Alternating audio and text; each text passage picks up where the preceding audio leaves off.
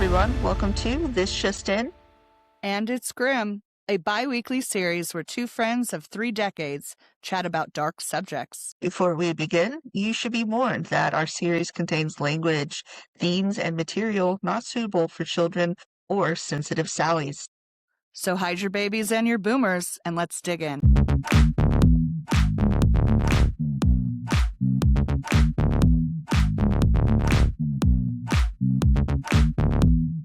Hi. Welcome back. It's a whole new season. Oh my gosh. It's a season of hate. I mean, it kind of is. It really is. I think one of the craziest fucking thing about the stuff we've been researching is fucking recent all of this shit is. I dude. know. When I saw their name pop up on known, recognized hate groups, all of these different hate groups, I did not expect that these groups were still so active today. Yeah. Because there's so many people still to this day, and they're like, "Oh, racism isn't a thing." Blah blah. Oh, it is, Well, babies. it is, And we they're got the in proofs. fucking yeah. Got the proofs, babies. So, Gosh. if you guys didn't catch on by our little chat there, we are doing a whole season on hate groups. And we are starting it off with the haterade chugging champs of the universe, the Westboro Baptist Church. Ugh, I hate them. Boo. Anyways, before we start breaking this down, let's let Mima give you guys a trigger. Take it away. This episode contains topics about hate speech and hate crimes, suicide, self-harm, and child abuse. Kids, remember, love is love. And Mima will always support you. Thanks, Mima. Good looking out. So, I'm just going to jump into it. You ready, Amy? All right. So, the Westboro Baptist Church. This is a primitive Baptist church located in Topeka, Kansas, founded by Fred Phelps in 1955.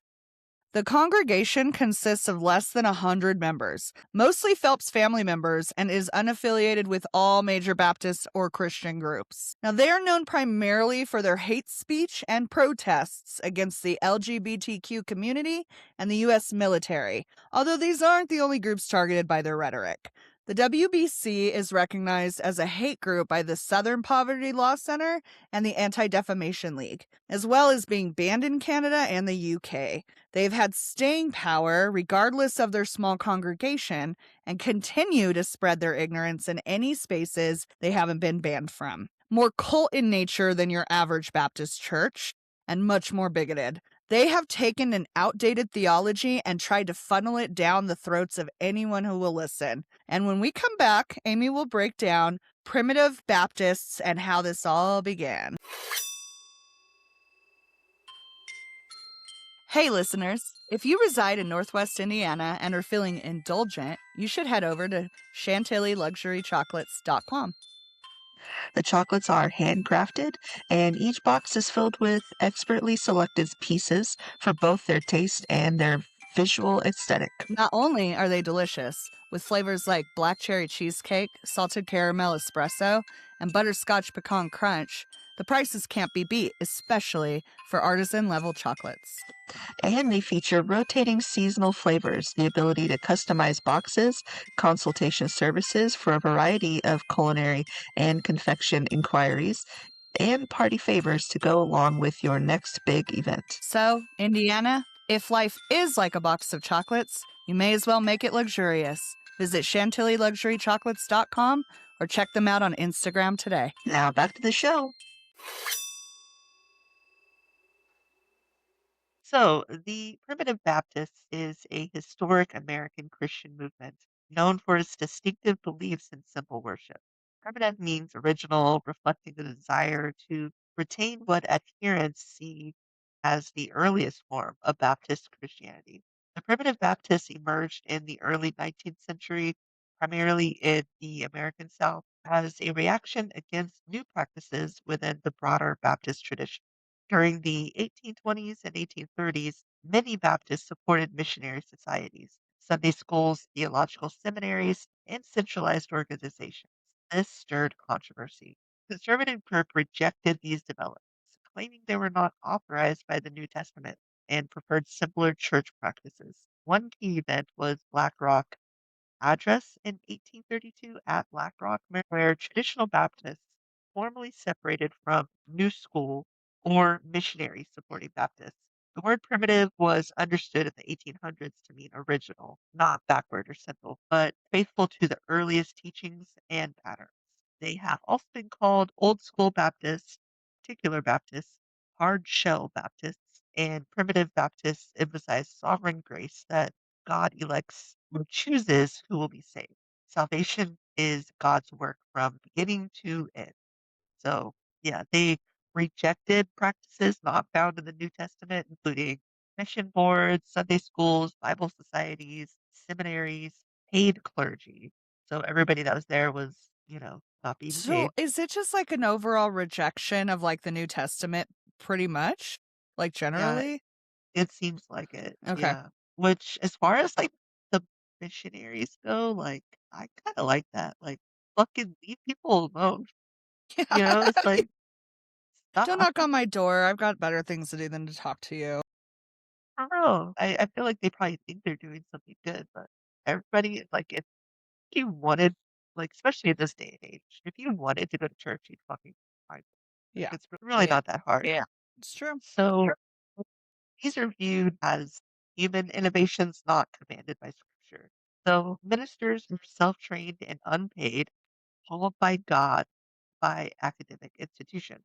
Worship is simple, focusing on congregational prayer, preaching, and no musical instruments are used, as they believe music and worship must be explicitly authorized by the New Testament.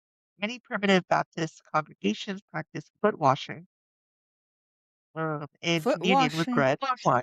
Yeah, washing. Yeah, okay. And primitive Baptists do not support formal Sunday school. Instead, instruction happens within the congregation, and basically everybody is just sitting there all together. So primitive Baptist churches have historically been most numerous in rural regions of the American South, including Appalachia, parts of Georgia, Tennessee, and Mississippi. Though distinct primitive Baptists are not a single unified denomination, practices and emphasis can vary between local congregations. These are minor branches within their theological distinctives, such as primitive Baptists, Universalists, and then a group with unique beliefs in salvation in the afterlife. But primitive Baptists are a distinct group within the Baptist tradition who, since the early 1800s, have sought to preserve what they understand to be the original teachings and practices of the New Testament church. And I think I just like edited all that out because I think I'm just going over the same shit I just went over. No worries. but but yeah, they basically just you know kept it simple. Kept it simple. Yeah, not too bad. What you want about the socks? They got some clean fucking feet. Okay, well, thanks for breaking that down because we know there are so many different variations of Christianity. I do think it is important to distinguish that part from other denominations. So, the WBC wasn't always the WBC that we recognize today. Operating as a branch of the Eastside Baptist Church and beginning in 1931, it originally preached a typical Baptist sermon of the time and served as a neighborhood church, holding Sunday services and Easter events. Nothing of note came out about the church during this time, but Fred Phelps, on the other hand, was causing a ruckus, as he does. So Fred Phelps was born in 1929 in Mississippi.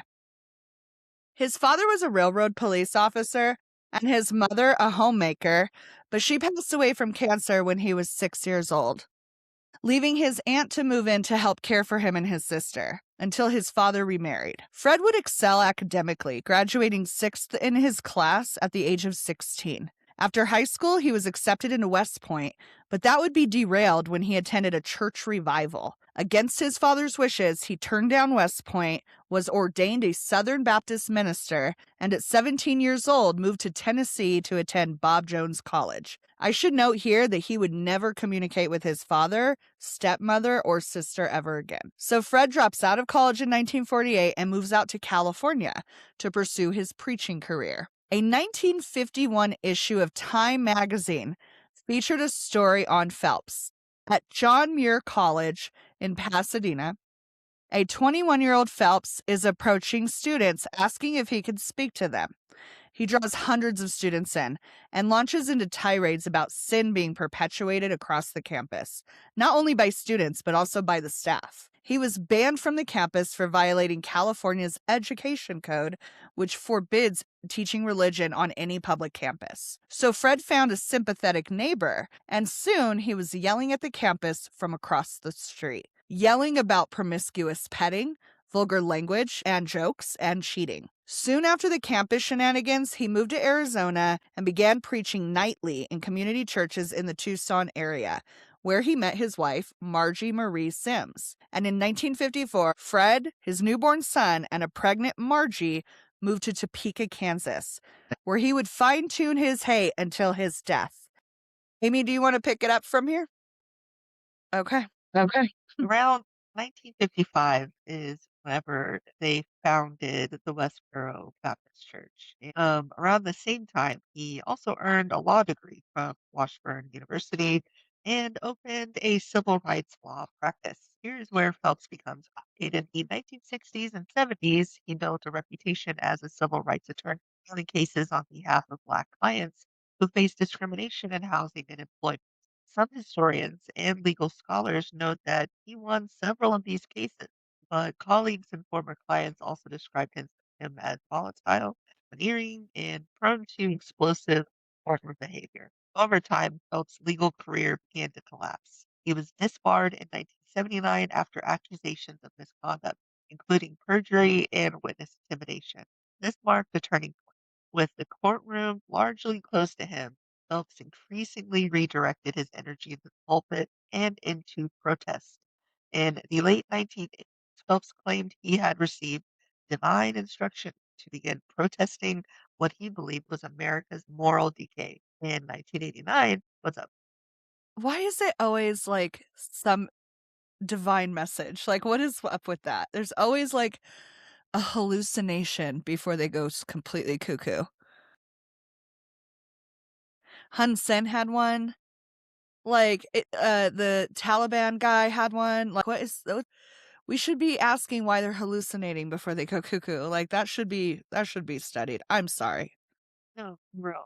Absolutely. So in the late 1980s, Phelps claimed he had received divine instruction and they needed to start protesting America's moral decay. And in 89, Westboro members began picketing Gage Park in Topeka, a known meeting place for gay men.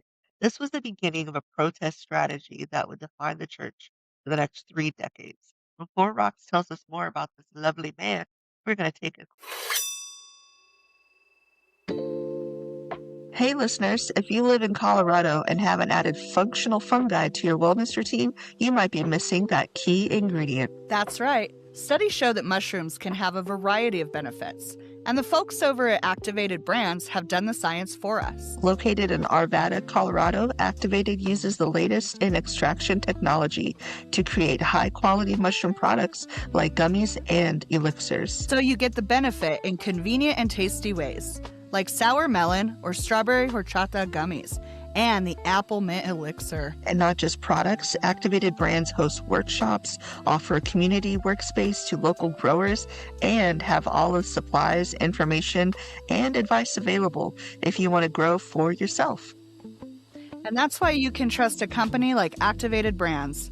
They are always willing to share their expertise. But don't take our word for it. Go see for yourself. The lab is open. For more information like hours and location, or to order products, you can visit activatedbrands.com or check them out on Instagram. Now back to the show. I feel like I'm going to sneeze, so I'm trying to figure out what's happening. Okay, I think I'm good. All right. Wow, what a great ad. Such a good ad. Okay. So, the WBC functions with a distinct cult like atmosphere, driven almost entirely by the descendants of Fred and Margie Phelps. With 13 children and 54 grandchildren, the family has effectively built a self sustaining ecosystem of legal and correctional professionals. While Fred led until his death in 2014, his children continue to operate out of the family's private law firm and in the church's leadership roles.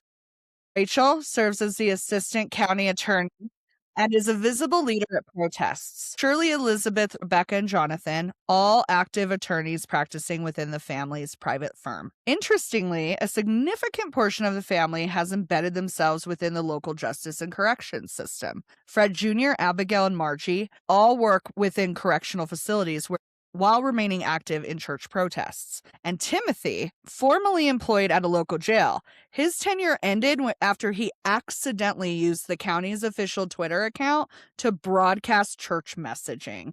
And guys, we know what kind of messaging comes out of that church. It's vile shit. So could you imagine going on like your county's official government page and it's like, you know, God hates homos or whatever? What the fuck? Anyways, I just thought that was so wild.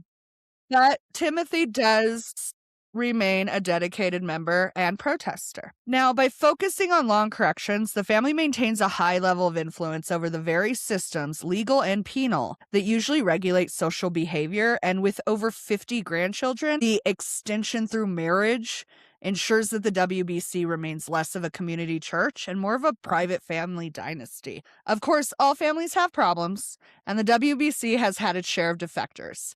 And the stories they tell paint an even darker picture. Nate, the sixth child born to Fred and Margie, he left the family on his 18th birthday and has been one of the loudest censors of the WBC. He claims that life with the church was abusive and strict, with strenuous physical activity, having the children run 5 to 10 miles a day while adhering to a fad diet of the time.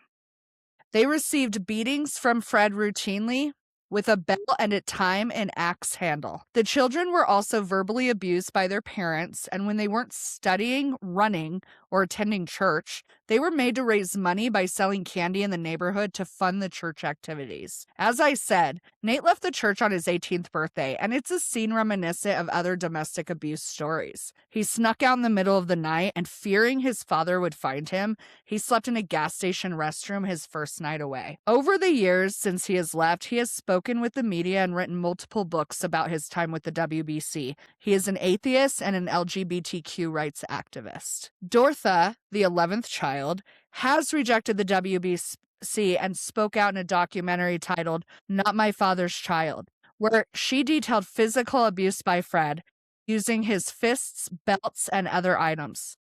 She has grown up questioning why nobody ever came in to help the children, why her mother didn't stop her husband from the severe abuse they received. And interestingly, she sees Fred as having more of a psychosis around his beliefs, a mania that allowed him to act irrationally. Another son to fly the coop was Mark, the second child in the line, and the first in the family to leave. He lives a quiet life, but has corroborated what his brother and sister have claimed, and has even stated that to appease his father growing up, he would assist in helping beat his younger siblings. He has sought forgiveness from them over the years, and has found his way back to his faith, but rejects the WBC and the Phelps family message.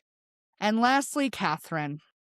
She left the WBC due to their strict code of ethics, but has recently returned to the church, citing that she believes that they have loosened up.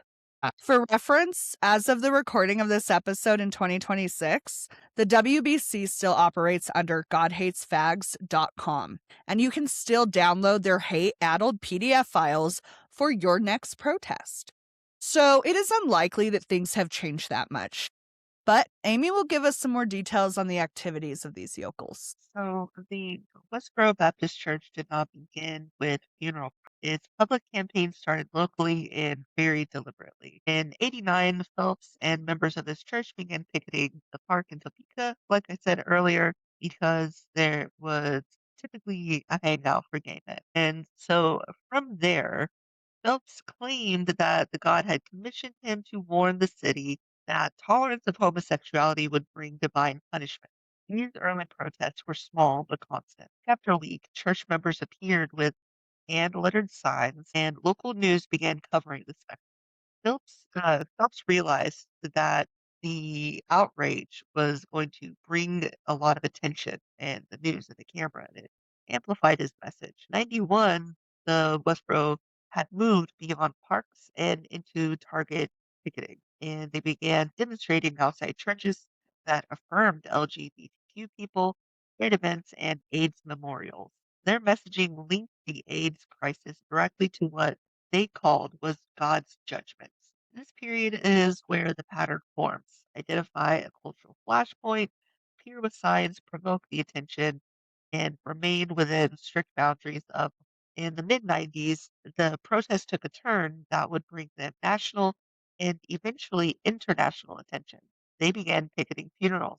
The first major wave targeted funerals, people who had died from AIDS. But after September 11th attacks and during the wars in Iraq and Afghanistan, it shifted the focus to funerals for American soldiers. Their message was shocking. They claimed U.S. military deaths were punishment from God for America's tolerance of homosexuality. They traveled across state lines, appearing at funeral sites with military precision, often arriving before grieving families, positioning themselves on public land nearby. News footage of grieving parents walked past protest signs spread across television screens nationwide.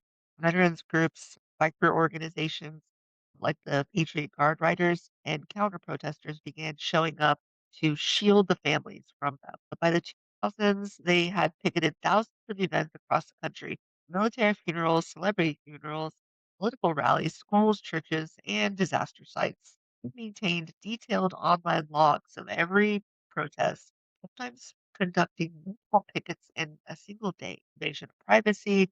Most cases were dismissed because the protests occurred on public land and involved speech, however offensive, about matters of public concern. The most famous of these lawsuits came after a 2006 protest at the funeral of Marine Lance Corporal Matthew Snyder in Maryland. His father, Albert Snyder, sued Fred Phelps and the Westboro Baptist Church for intentional infliction of emotional distress. A jury initially awarded him $11 million damage, but the case was appealed and it reached the United States Supreme Court. And in an 8-1 decision, the court ruled Snyder versus Phelps that Westboro's speech was protected under the First Amendment. Chief Justice John Roberts wrote that the protests addressed issues of public concern and occurred in a public space, therefore could not be punished simply because it was deeply offensive.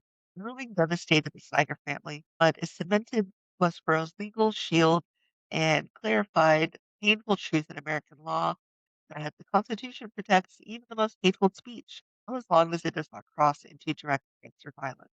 After the ruling, states began passing laws creating buffer zones around funerals, not to silence their message, but to limit how close they could. Still to this day, the Westboro Baptist Church is still doing their thing, claiming that every horrific event that happens is due to all the fags. I fucking hate them. Sounds like I need a break. Mm-hmm. What's up, buddy? Why do you seem bummed? Honestly, I've been really wanting a new shirt lately, or a coffee mug. Just a little something to treat myself. And why can't you? I've searched everywhere. The shirts online are low quality polyester blends, and I hate supporting the man. Okay, but what about the mugs? What's the issue with those? Oh, the mugs. Even if I manage to find a mug that doesn't have a number one whoever or live, laugh, love on it, they cost a fortune. You're right. Mug money is hard to come by in this economy, but you deserve to treat yourself, and I have news that may cheer you up. Oh, really?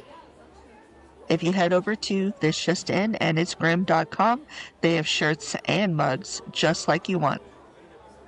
Are the shirts 100% cotton, not some cheap poly blend? That's right, and they come in a wide range of sizes. And before you ask, the mugs don't have an inspirational quote. That sounds too good to be true. It must cost a fortune, or be backed by some kind of corpo scum. Nope, the prices are steal, and it's run by two best friends.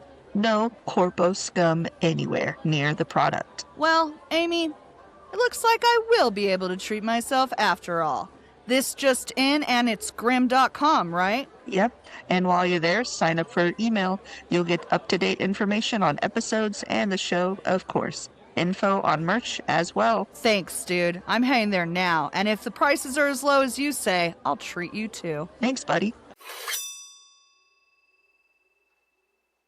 Okay, Well- welcome back. So, as Amy stated, the Westboro Baptist Church is largely protected by the First Amendment, but also by the wall of attorneys that it has built.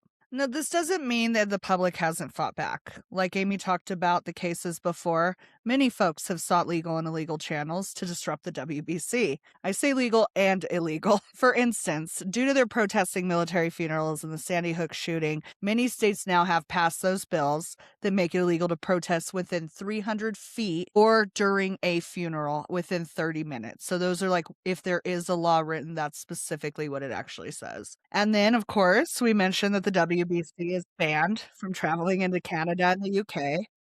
Now, this is not including the sons and the daughter that has left the WBC. They're allowed to enter Canada, like they're seen as, friendly. But anybody still active in the WBC is banned from Canada and the UK.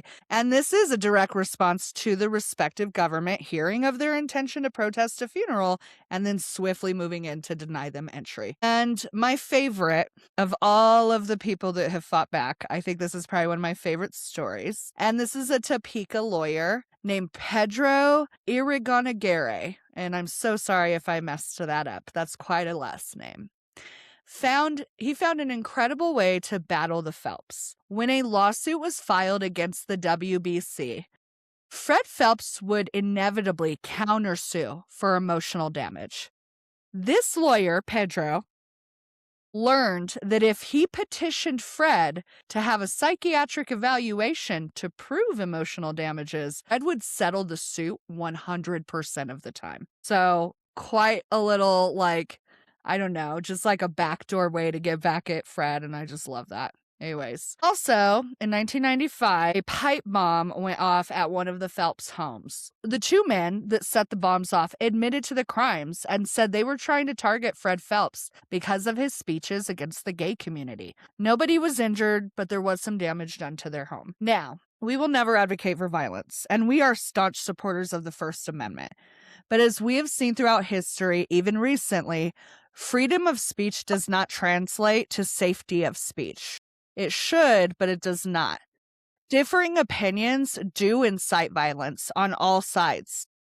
And this may be hypocritical of me, considering we now have an entire episode for the WBC, but maybe the best way to never have to deal with their hate is to just ignore it. Or you can work smarter, like Aaron Jackson, a Topeka local who bought the house directly across the street from the church, threw up some rainbow paint, and hosts LGBTQ community events at what he has branded the Equality House. And that's pretty much all I got on the Westboro Baptist and their bullshit. They suck so bad. They suck so bad. They really do suck so bad.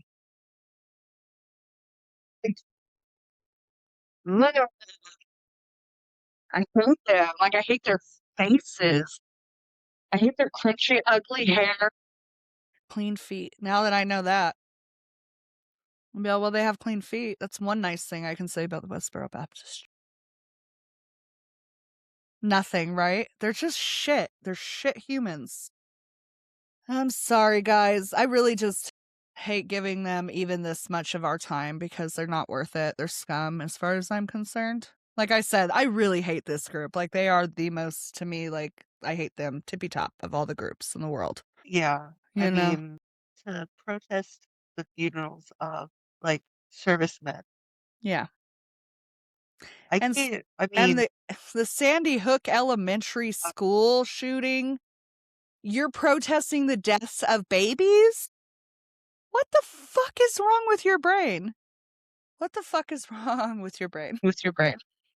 like, that's what It was your ugly ass to show up with your stupid ass signs saying that, like, your kid should have been killed in that school. That's And fucking crazy to me. just imagining, like, you have the opportunity to, like, as a Christian, a supposed Christian, to be there to, like, offer, your support, your faith, and Yeah. they didn't do that.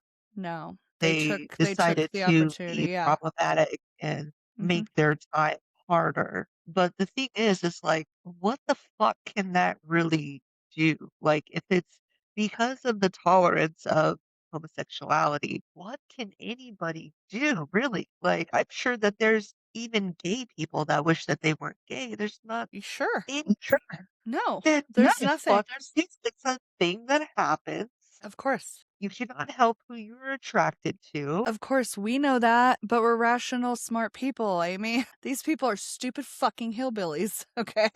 It's like, if Sorry, they not wanted sorry. that, like, they could've, like, maybe come up with a plan, be like, "Okay, well, this, and this," but no, they're just like, "We're just gonna be fucking assholes about it." This That's what I mean. Like, Christians always have an opportunity to show the fuck up and do Christian type things, but I never see them. And when I do, they're assholes like that. Like, the only time that hardcore Christians want to show up, it's to hate. Or they don't do anything. They just go to church and go home and then watch TV all week and then go back to church, go home, watch TV all week. Like, I don't see them out in the community serving the homeless or helping at shelters. Never. No, no, no. People that actually work in, like, social programs are fucking atheists. ones that I Doctors, know. nurses are fucking atheists. People that actually help human beings don't believe in God. But the Christians who are supposed to be the most humane and they preach about being the most giving and the most tolerant and the most blah, blah, blah. Bullshit. Put your money where your mouth is. Stop giving it to that asshole on the stage and go help real people in your community instead of harming them with your bullshit signs. Science. But that's all I gotta say about that. Oh, man. Alright, so we wanna talk about the next one? Sure. Alright, It's pretty let us have exciting. it. It's fucking crazy. It's way crazier than I expected. Okay, so do you want me to tell him or do you want to tell him? Okay, we're gonna chalk. We're gonna chalk. We're gonna chalk. We're gonna chat and talk. We're gonna chalk Yeah. about the Golden Dawn, which is a far right, very extreme Nazi sympathizing racist group out of Greece that was active up until super fucking recent, guys. So stay tuned, don't miss that. And if you need any information about our show, want to check our resources, order something, say something, whatever, please visit This Just In and it's Grim. Bye. Bye.